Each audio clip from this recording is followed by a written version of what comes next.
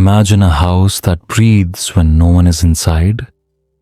Its windows seem to sigh when the wind turns, and the walls old uneven, pulsing with quiet memory, hold something that refuses to be forgotten. Tonight, we're traveling back to a small town where a single disappearance more than a century ago set off a chain of whispers that never truly stopped. The records are incomplete, the witnesses long gone, and yet the evidence keeps reappearing, scratched into wood, sewn into letters, even etched beneath layers of paint. What really happened within those walls? Was it grief that warped the air, or something far older, waiting patiently beneath the foundation? As we move through the fragments of journals, police reports, and the memories of those who swore they saw her shadow, keep your eyes open and your thoughts quiet. Because in this story, silence has a way of speaking first. This is the forgotten history they tried to bury. Welcome to Sleepy History Tales.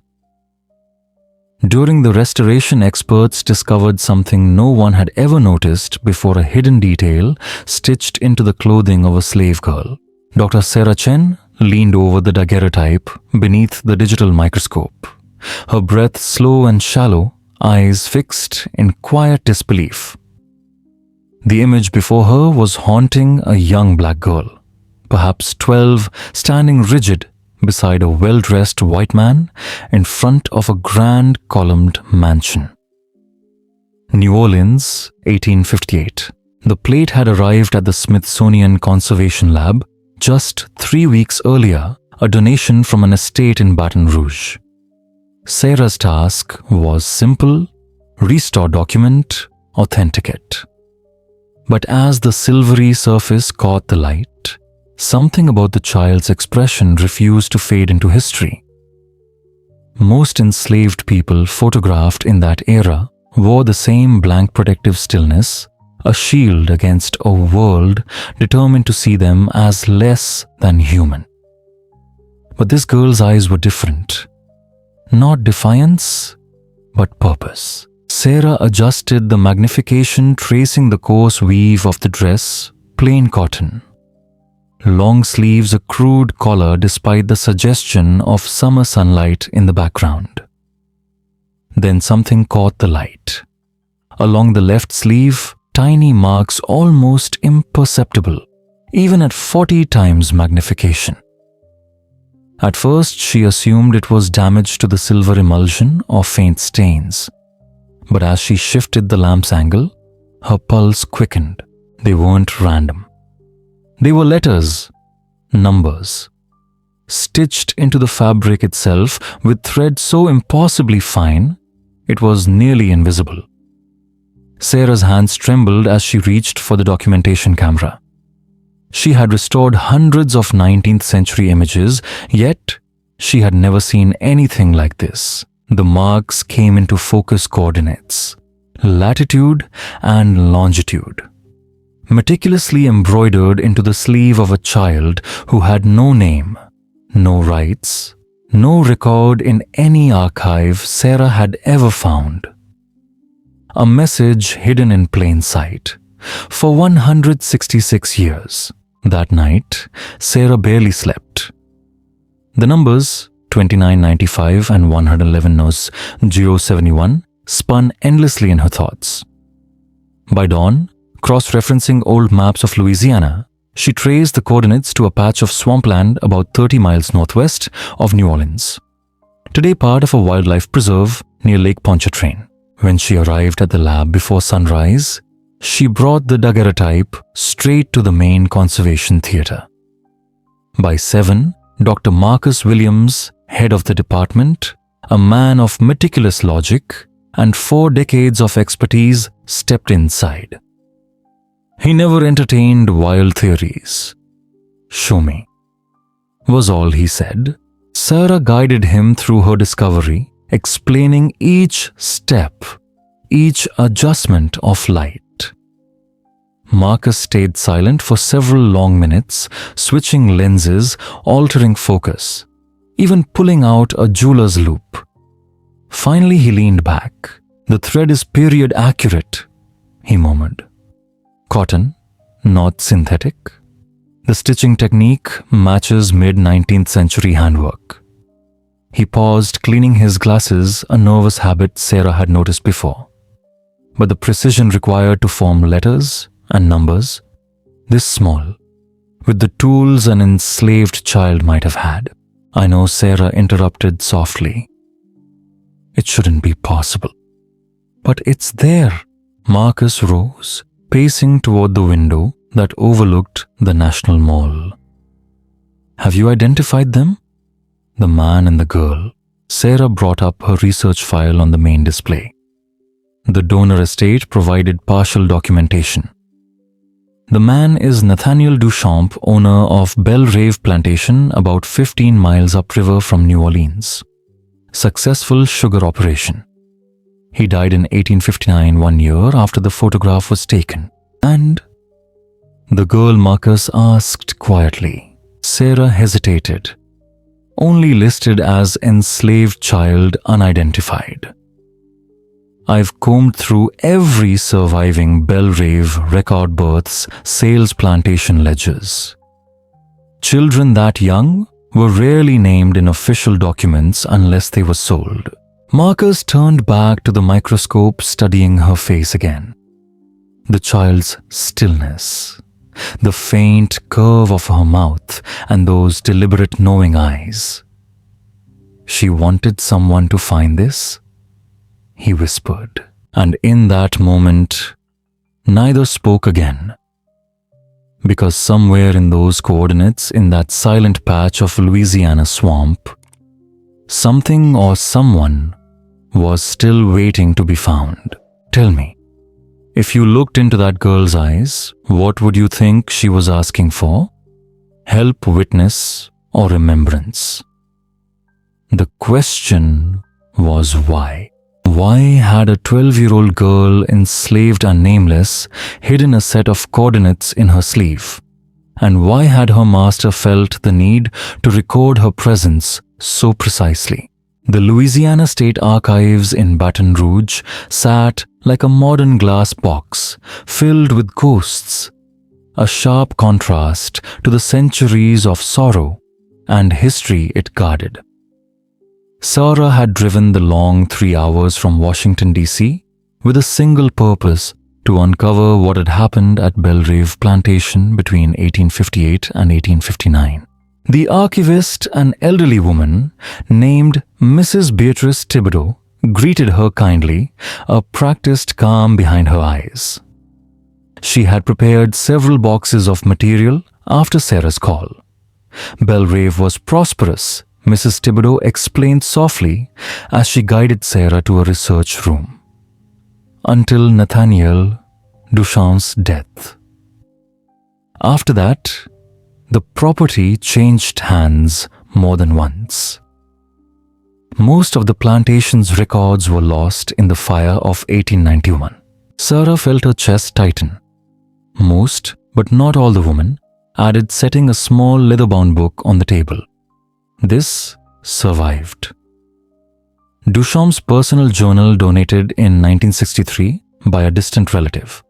Hardly anyone's looked at it since. These old plantation diaries are common, but not always easy to read. Sarah opened it carefully.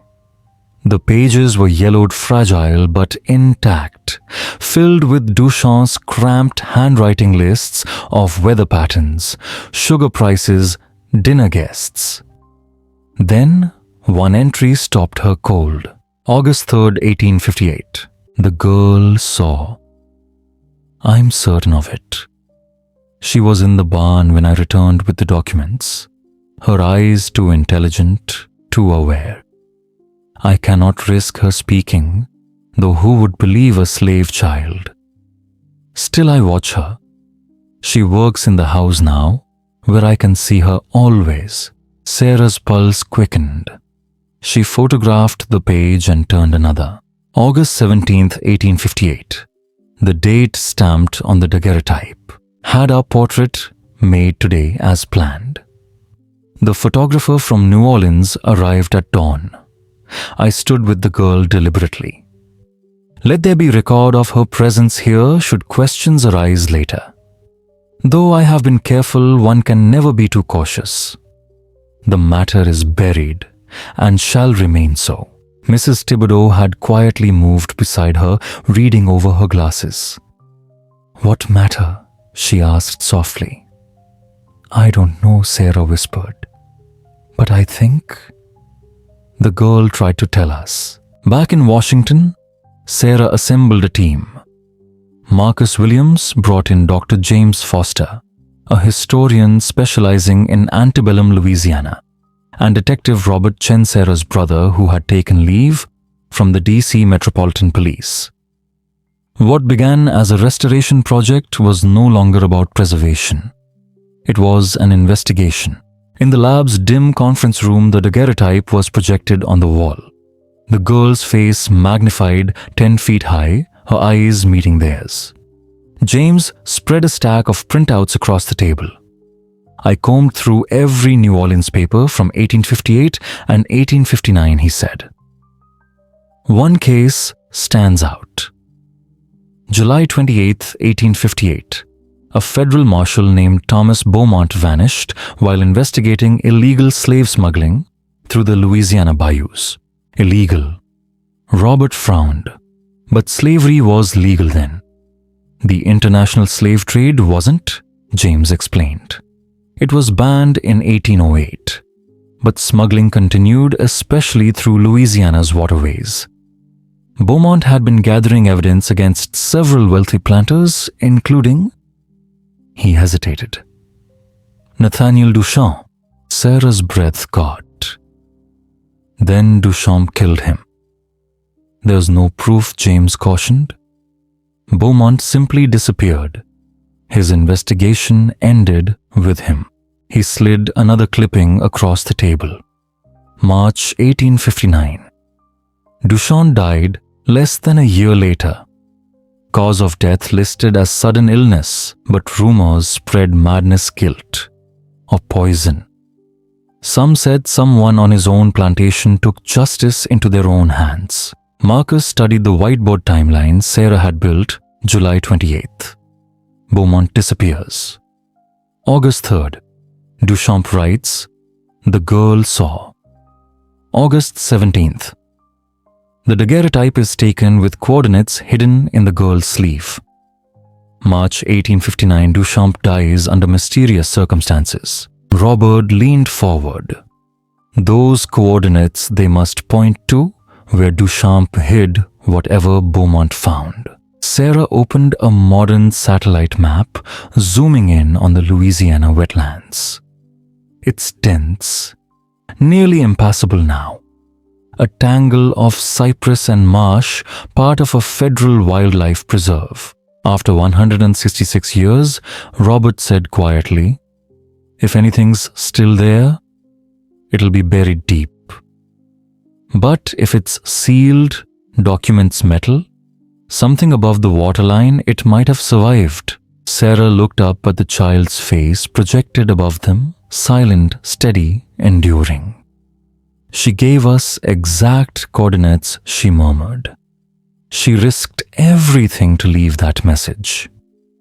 We have to try. 3 weeks later, the sun was just breaking over Lake Pontchartrain as Sarah stood on the shore, fog rolling low across the water. Their expedition had taken weeks of permits and coordination approval from the National Park Service assistance, from local law enforcement, and the guidance of Dr. Raymond Arsenault, a forensic archaeologist from Tulane University specializing in wetland excavations. The air smelled of salt earth and something ancient, the kind of silence that feels like it remembers. And somewhere beyond the mist, perhaps beneath the soil or the water itself, lay the reason why a young girl had sewn her secret into a sleeve, and the answer to a century-old disappearance no one had ever solved. Would you have done the same if the truth you carried could only survive through a single thread? The team gathered at a small wooden dock as dawn rose pale and heavy over the Louisiana wetlands. Sarah, Marcus, Robert, James, Raymond, and 2 graduate students whose nervous excitement betrayed the weight of what they were about to do. They loaded their equipment in silence. Ground-penetrating radar metal detectors, excavation tools, waterproof cameras, and sealed storage crates. The air buzzed with insects, the scent of brine and moss thick in the air. The coordinates put us about 40 minutes north, Dr. Raymond Arsenault said, squinting at the GPS unit in his hands. Good news, that spot's slightly elevated. Probably a natural levee even in 1858. The bad news, 166 years of sediment root systems and swamp growth. The flat-bottomed boats slipped away from the dock and into the labyrinth of waterways. The deeper they went, the quieter the modern world became, replaced by something ancient, patient, and watchful. Cypress branches hung low, veiled in Spanish moss. The water was still as glass. Sarah tried to imagine. The girl still nameless, still waiting in the silence of history, making this same journey in reverse. A child in a small boat, clutching a secret that could cost her life. There, Raymond said, suddenly glancing down at the GPS. Before them rose a small island, no more than 30 feet across, overgrown with palmetto and wild grapevine. This is it. They anchored and unloaded the equipment.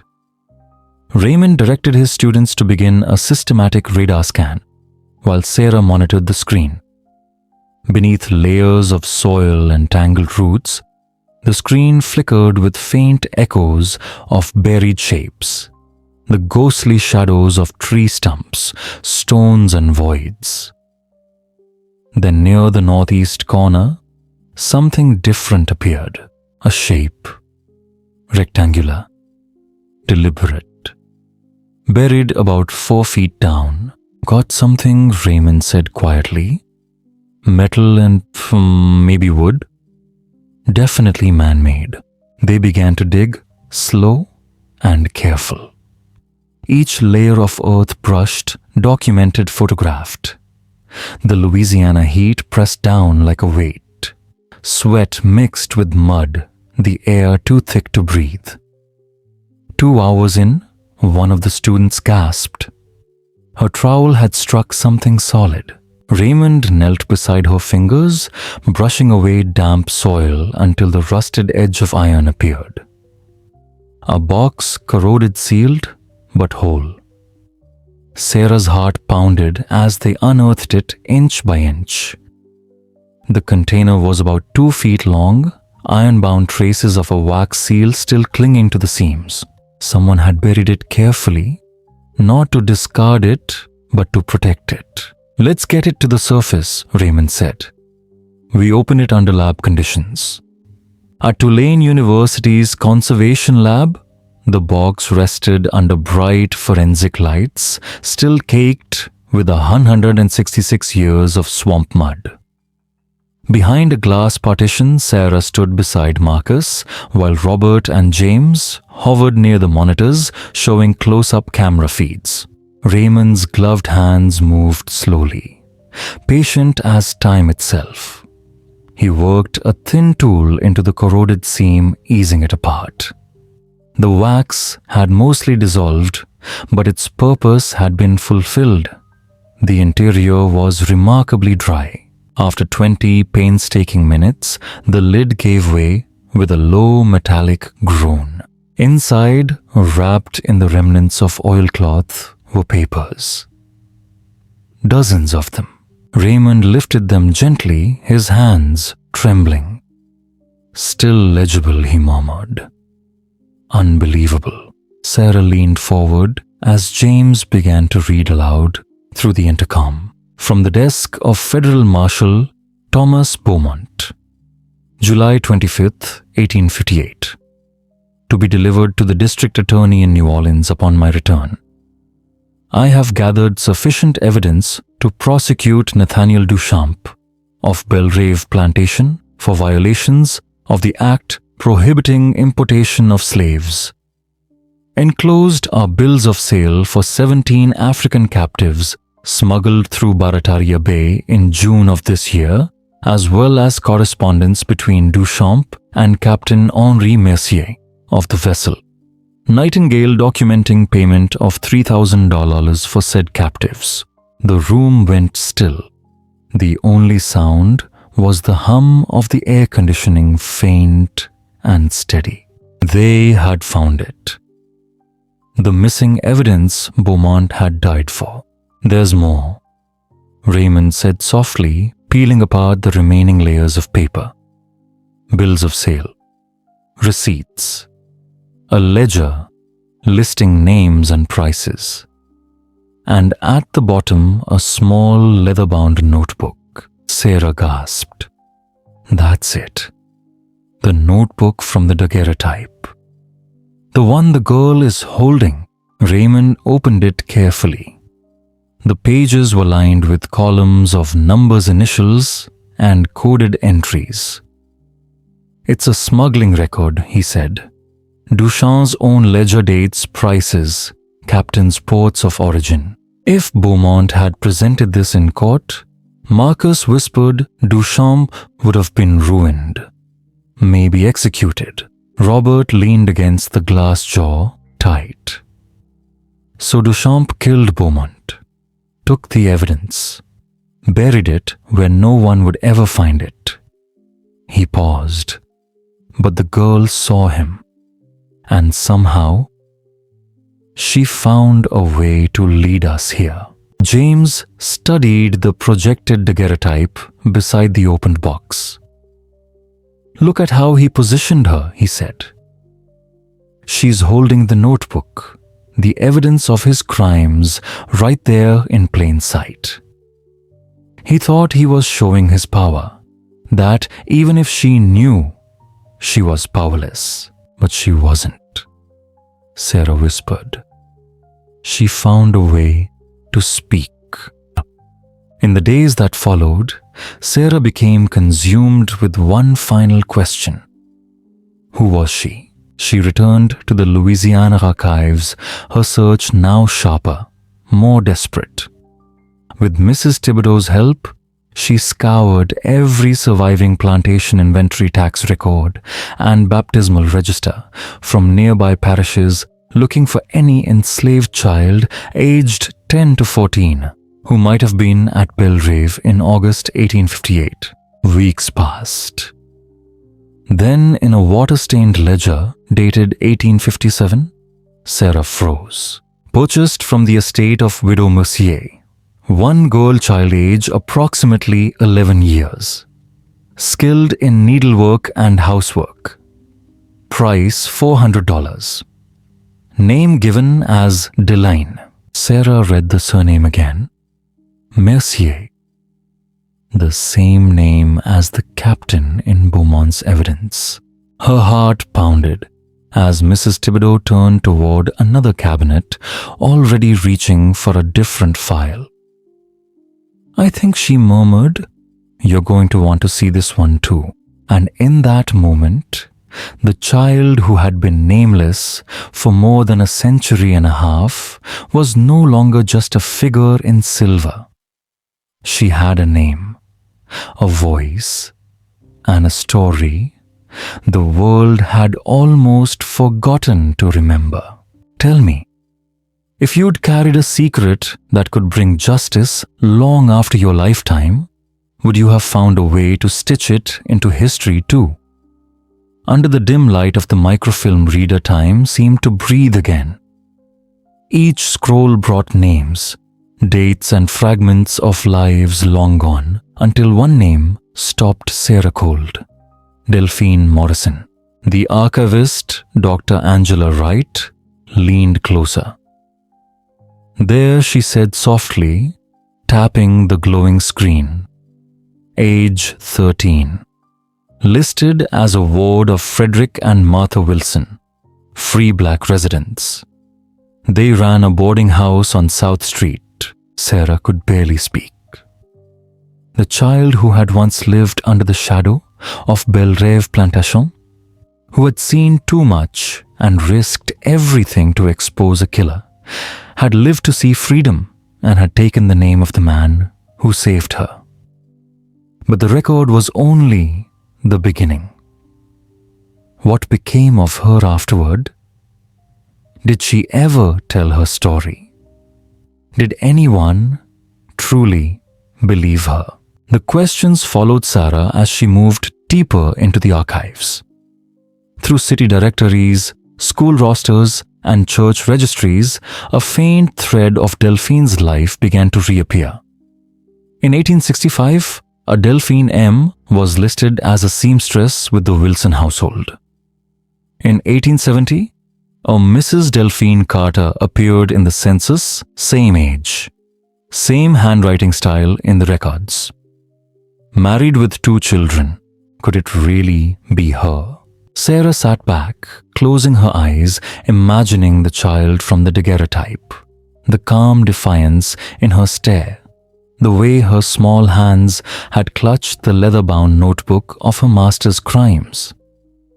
She imagined her years later now, grown, teaching her children to read, to write, perhaps even to sew with the same steady precision that had once hidden a message for the future. Dr. Wright approached, holding another record, a small obituary from 1912 printed in a Philadelphia church bulletin. Delphine Carter, she read aloud. Beloved mother teacher and dressmaker, remembered for her strength, her kindness, and her unshakable faith. Sarah traced the faded ink with trembling fingers. After more than a century, the nameless girl from the daguerreotype had a full name, a history, and a voice again. She whispered it aloud, Delphine. The image of that girl seemed to return not as a ghost, but as a presence, silent, steady, patient. For over 160 years, she had waited in silver and shadow for someone to listen, for someone to find the truth she buried so carefully. And now, finally, someone had. Sarah closed her notebook and looked toward the screen. One last time, where the daguerreotype still glowed faintly. The faint image of Delphine's gaze meeting her own across the centuries. Some stories, Sarah murmured, never wanted to be forgotten. She paused as though the quiet around her were listening too. And then softly, almost like a lullaby, "What do you think?" she asked. When the camera flashed in that August light of 1858, did she already know that we would one day see her? Dr. Wright's voice trembled with excitement.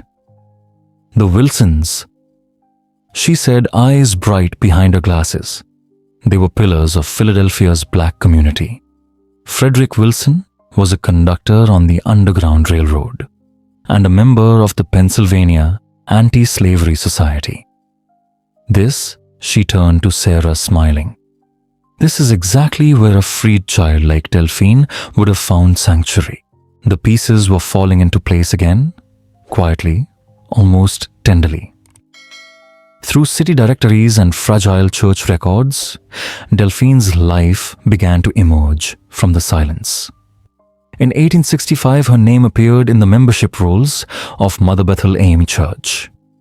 2 years later, she was listed as a student at the Institute for Colored Youth, one of the first schools in the nation to offer classical education to black students. Then Sarah found it a record so simple and yet so moving, it made her eyes sting. A marriage certificate dated June 15, 1872. Delphine Morrison married Jacob Reynolds, a teacher at the institute. Her occupation was listed too. School teacher. She became a teacher, Sarah whispered. After everything she endured, she devoted her life to helping others learn. Dr. Wright's fingers moved swiftly over the keyboard, chasing time itself. If she married in 1872, she murmured, there may have been children. Within minutes, the past unfolded in full color. Samuel Reynolds, born 1873. 3 more children followed between 1873 and 1880. The Reynolds family had stayed in Philadelphia, part of the city's growing black middle class. Jacob became principal of the Institute for Colored Youth. Delphine taught there for over 30 years. And when she passed in 1921, at the age of 74, she was buried in Eden Cemetery beside her husband and 2 of their children. For a long time, Sarah said nothing. The story spoke for itself. An enslaved girl who had once hidden coordinates in a thread finer than sight had lived to hold books in her hands to teach generations of children to read, to think, to hope. The threads she had sewn were not just a message of justice, they were a promise of endurance. Are there descendants? Sarah asked finally. Dr. Wright smiled. Let's find out. 6 months later, beneath the soft glow of museum lights, history stood still. At the Smithsonian's National Museum of African American History and Culture traveling exhibition in New Orleans, the daguerreotype of Delphine and Nathaniel Duchamp rested in a glass case, its surface silvered eternal. Beside it were the recovered documents from Lake Pontchartrain and the story of Delphine's extraordinary courage. But Sarah's attention wasn't on the display. It was on the 12 people gathered before it. 3 generations of Delphine's descendants traced through months of genealogical research. There was an elderly woman in her 80s and a boy no older than 5 who clung to his mother's hand, staring up at the picture. The eldest descendant, Mrs. Dorothy Harrison, held a photograph of her grandmother, Delphine's youngest daughter, taken in 1910. The resemblance was uncanny.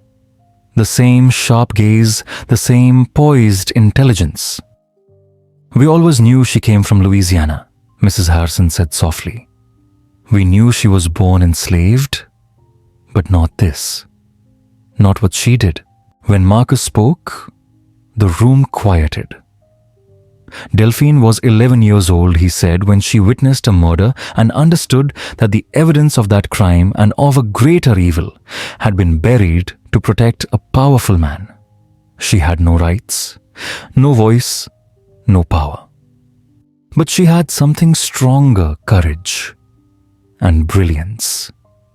She hid the truth when no one could destroy it and trusted that someday someone would listen. He gestured toward the photograph. For 166 years, she stood frozen beside her enslaver, holding the proof of his crimes in her hands. And all that time, she was speaking to us, in thread so fine it was almost invisible. She told us where to look. The family gathered close fingertips, brushing the glass as though they might reach through and touch her hand. Some spoke softly words of thanks, words of pride. Others simply stood in silence. Then a small voice broke the hush. The little boy tugged at Sarah's sleeve. Is that really my great-great-great-grandma? Yes, Sarah said, kneeling beside him. And she was one of the bravest people who ever lived.